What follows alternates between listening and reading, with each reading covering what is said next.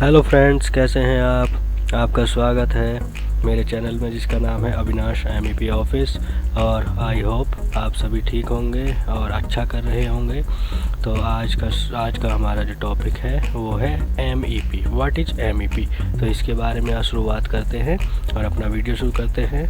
और इससे पहले मैं आपसे फिर से एक बार रिक्वेस्ट करूँगा कि आप मेरे चैनल को लाइक करें, सब्सक्राइब करें, शेयर करें, ताकि मैं अच्छे वीडियोज़ आपको लाता रहूँ।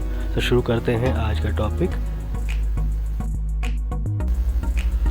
तो दोस्तों, आपने MEP के बारे में सुना ही होगा। और ये mechanical, electric, plumbing and HVAC का काम इसके अंडर में आता है। तो हम सभी जानते हैं, हमने MEP सुना है, लेकिन MEP के बारे में हमने ज़्यादा डिटेल में नहीं सुना। तो आज हम कोशिश करते हैं, इसी को जानने की कोशिश करते हैं आखिर MEP है क्या। What is MEP। Basically, MEP is a engineering is the study services of the planning, designing, cost estimation, execution and the commissioning of mechanical, electrical, plumbing, firefighting and HVAC system of the building। एक building में जो हमारी एक engineering होती है, जो study होती है, जो हमारा सर्विसेज होती है। सर्विसेज में सबसे पहले हम किसी भी चीज़ की प्लानिंग करते हैं, फिर डिजाइनिंग करते हैं, उसका कॉस्ट एस्टिमेशन निकालते हैं, फिर उसका एग्जीक्यूशन करते हैं, कमीशनिंग करते हैं। और वो अलग अलग पार्ट का किस का होता है, जैसे मैकेनिकल पार्ट हो गया हमारा, इलेक्ट्रिकल पार्ट हो गया, प्लम्बिंग पार्ट हो गया, फायर फाइटिंग पार्ट हो गया और HVAC सिस्टम हो गया, जो कि एक बिल्डिंग में हम सभी चीज़ों को यूज करते हैं। उन सभी चीज़ों को मिलाकर जो एक कंपोजिट जो नॉमेनक्लेचर नाम रखा गया है वो है MEP। तो आज इसके बारे में हम जानेंगे कि MEP क्या है, और हम ब्रीफ में जानेंगे, छोटा देखेंगे, ताकि MEP से हमारी समझ में आए। और आगे में अगले वीडियोस में मैं इनको और भी ज़्यादा एलोबरेट करूँगा। तो आगे बढ़ते हैं और समझते हैं व्हाट इज़ MEP। अब देखिए कि इसमें जो MEP है, MEP में सबसे जो फर्स्ट जो लेटर है वो है M, और M एलोबरेट करता है मैकेनिकल सिस्टम को। तो बेसिकली मैकेनिकल सिस्टम है क्या, उसको जानते हैं हम। Mechanical system containing HVAC, plumbing and fire fighting system. So now we learn about the 3 part of mechanical system are as follows. तो हमारा क्या है, बेसिकली मैकेनिकल जो है वो क्या करता है, मैकेनिकल में HVAC पार्ट, प्लम्बिंग पार्ट और फायर फाइटिंग पार्ट आता है। तो हम आप से लर्न करेंगे ये 3 पार्ट के बारे में, जो कि फर्स्ट हमारा HVAC सिस्टम, सेकंड है plumbing system and third one is fire fighting system. अब HVAC सिस्टम क्या है। HVAC की पहले फुल फॉर्म जान लेते हैं। Expand form of HVAC is heat, ventilation and air conditioning. HVAC is a system based on thermodynamics, fluid mechanics and the heat transfer system। ये जो HVAC है ये हमारा बेसिकली बेस है थर्मोडाइनामिक्स पे, फ्लूइड मैकेनिक्स पे and the heat transfer systems पे। And maintain air in manner of heat of building, और जो एयर को मेंटेन करता है, जो कि manner of heat of building का मतलब हम क्या समझते हैं यहाँ पर, कि बिल्डिंग में कितनी हीट चाहिए, कितनी कूलिंग चाहिए, उसी बेस पे ये मेंटेन करता है। एक है air ventilation of building and air conditioning of building, और एयर कंडीशनिंग बिल्डिंग का उसको भी ये चीज़ कवर करता है। तो this system containing ducts, AHUs, air cooling units, fans, air vents and the cooling towers. और HVAC में क्या, जो HVAC के सब सिस्टम्स हैं, या आप कह लीजिए उनके जो पार्ट्स हैं वो क्या क्या होते हैं, इसमें डक्ट शामिल होती हैं, इसमें AHU एयर हैंडलिंग यूनिट शामिल होते हैं, एयर कूलिंग यूनिट ACU शामिल होते हैं, फैंस होते हैं, एयर वेंट्स होते हैं और कूलिंग टावर्स होते हैं। अच्छा, ये तो हमारा है कि HVAC के अंदर क्या क्या चीज़ें आती हैं। अब HVAC सिस्टम जो है वो किन स्टैंडर्ड्स पे काम करता है। तो बेसिकली यहाँ पे 2 सिस्टम्स हैं हमारे इंडिया में जो यूज करते हैं हम जनरली। एक ASHRAE, American society of heating, refrigerating and air conditioning engineering, और जो सेकंड वन है वो है ISMACNA, sheet metal and air conditioning contractor national association. तो बेसिकली जो हमारा HVAC सिस्टम है वो इन 2 स्टैंडर्ड्स पे काम करता है, और इसके अंदर क्या क्या चीज़ें आती हैं वो मैंने आपको बताई। अब आगे बढ़ते हैं और अगली चीज़ को समझते हैं। ऐसे ही मैकेनिकल का सेकंड पार्ट जो होता है वो होता है plumbing system. Plumbing is basically a system which contain water supply, जिसमें कि domestic water as well as flushing water maintain in proper manner.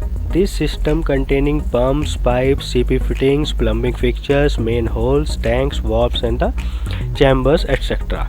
इसमें क्या है, प्लम्बिंग जो है वो बेसिकली एक सिस्टम है जो कंटेन करता है, या हमारे किसके बारे में होता है, वाटर सप्लाई के बारे में। और वाटर सप्लाई हमारी जनरली दो तरीके की होती है, एक डोमेस्टिक वाटर एंड और जो दूसरा वाटर होता है वो होता है फ्लशिंग वाटर।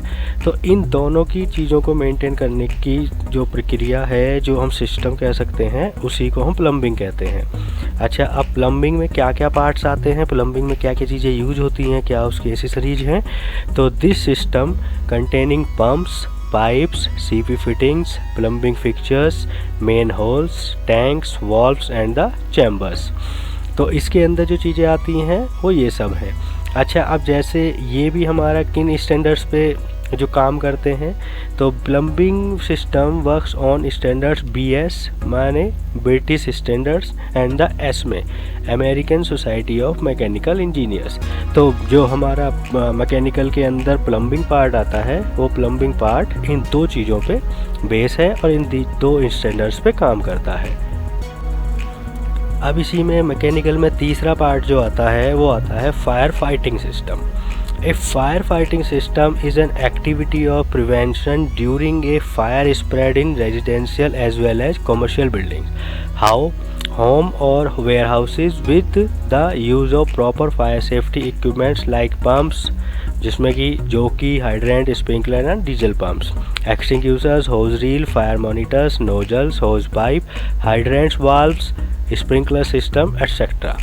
माने इस जो फायर फाइटिंग सिस्टम है वो एक एक्टिविटी है जो प्रिवेंशन के लिए यूज़ करी जाती है, फायर स्प्रेड से बचने के लिए। इन रेजिडेंशियल, वो रेजिडेंशियल में भी हो सकता है, कमर्शियल बिल्डिंग्स में भी हो सकता है, हाउसेज होम्स में भी हो सकता है और वेयर हाउसेज में भी हो सकता है। अच्छा, बेसिकली जो ये सिस्टम है इसमें हम क्या जो इस सिस्टम के अंदर जो पार्ट्स आते हैं वो क्या क्या आते हैं, पंप्स आते हैं। अच्छा, पंप्स उसमें अलग अलग नोमेनक्लेचर में होते हैं, अलग अलग बोले जाते हैं पंप्स, लाइक जोकी पंप्स हो गए, हाइड्रेंट पंप्स हो गए, स्प्रिंकलर पंप्स हो गए एंड डीजी पंप्स हो गए, डीजल पंप्स हो गए। अच्छा, उसके बाद पंप्स के बाद आते हैं एक्सटिंग्विशर्स, उसके बाद होज रील आती हैं, इसमें फायर मॉनिटर्स आते हैं, नोजल्स आती हैं, होज पाइप्स आते हैं, हाइड्रेंट वाल्व्स आते हैं, और जो कि और स्प्रिंकलर सिस्टम होता है। तो ये बेसिकली फायर फाइटिंग का इस स्मॉल सा ब्रीफ है। और जैसे कि ये भी जो है हमारा वो किस स्टैंडर्ड्स पे काम करता है, जो फायर फाइटिंग सिस्टम जो है हमारा वो NFPA पे काम करता है। इसकी फुल फॉर्म क्या है, नेशनल फायर प्रोटेक्शन एसोसिएशन। तो ये हमारे तीन पार्ट्स हैं जो कि मैकेनिकल सिस्टम के मैकेनिकल में आते हैं MEP के। और जो M है, M से हमारा मैकेनिकल हुआ, और P से प्लम्बिंग, यानी P इसका प्लम्बिंग पार्ट हो गया। और अब जो बचा MEP, E जो है इलेक्ट्रिकल है। तो अब उसके बारे में समझते हैं कि उसमें क्या क्या चीज़ें होती हैं, क्या क्या आता है। अब जो नेक्स्ट है वो MEP में जो आता है वो आता है electrical system. Electrical system basically is a network to generation, transmission and distribution of power supply from substation to end users like industries, hospitals, commercial buildings and the households, etc. This system containing alternators, transformers, transmission lines, generators, cables, bar conductors, distribution panels, circuit breakers, MCCBs, MCBs, switches, wires, etc. तो इसमें क्या है, जो हमारा next इसमें MEP में आता है जो वो है इलेक्ट्रिकल सिस्टम। और इलेक्ट्रिकल सिस्टम क्या है, एक नेटवर्क है जिसमें कि पावर सप्लाई का जनरेशन होता है, उसका फिर ट्रांसमिशन होता है, उसका डिस्ट्रीब्यूशन होता है पावर सप्लाई का, जो कि सब स्टेशन।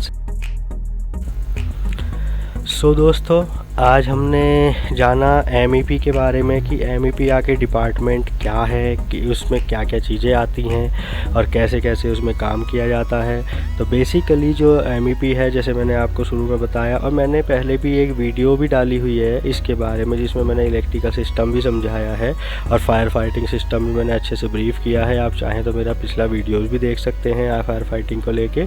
और आगे मैं और वीडियोज़ लाऊँगा MEP को आगे इलेबरेट करने के लिए अभी MEP का हमने यहाँ पे बेसिक जाना है कि बेसिक MEP क्या होता है, और आगे मैं और वीडियोस लाऊंगा जिसमें कि मैं इनके बारे में आगे और ज़्यादा एक्सप्लेन करके बताऊंगा। तो दोस्तों आज का वीडियो यहीं पे समाप्त करते हैं। ये हमारा एक छोटा सा ब्रीफ था MEP के बारे में, और आप मुझे आई होप कि आपको समझ आया होगा। और आपको इसमें कोई भी डाउट है तो आप मुझे शेयर कर सकते हैं, मुझे कमेंट कर सकते हैं। और वैसे अगर मेरे में कुछ कमियां भी हैं आपको जो लगती हैं तो मैं उनको भी आगे उनको टेक आउट लूँगा, और उससे आपको ओवरकम करके आपको उससे और अच्छे से अच्छी जानकारियाँ दूँगा।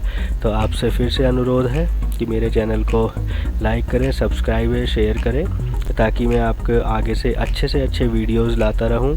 और आपसे विदा लेता हूं आज इस वीडियो में आपसे यहीं विदा लेता हूं, और कोशिश करता हूं कि आपको ये वीडियो पसंद आई होगी। तो दोस्तों good bye and take care to all. Thank you.